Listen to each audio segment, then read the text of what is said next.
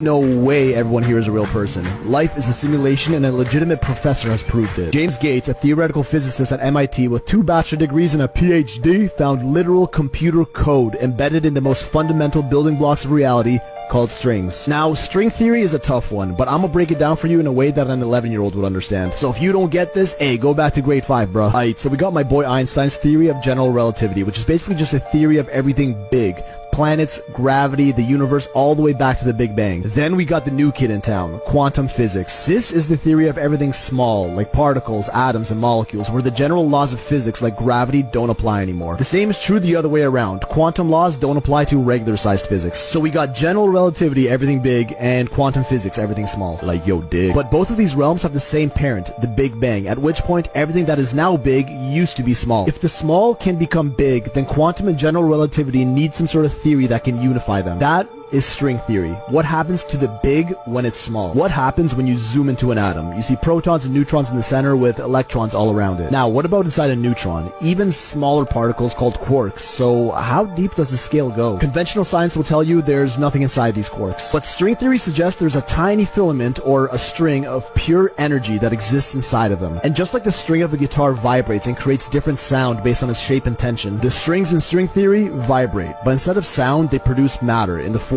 of particles. This completely changes the way you look at the world. Every particle in the universe is just a string vibrating at a different frequency, and every vibrational pattern has its own associated particle. So if you break anything down far enough, we're all just energy vibrating at differing wavelengths to form matter. Although it's still just a theory, this would link general relativity to the quantum realm and form what is known as the theory of everything. Okay, yeah, cool. Now where is this computer code found? When Dr. James Gates took a look at a set of equations derived from string theory, he found binary code.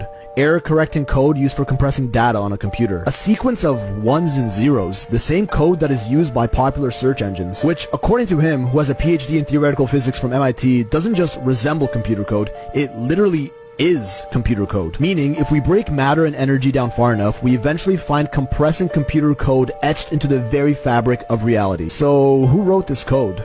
Are we living in, dare I say, a simulation?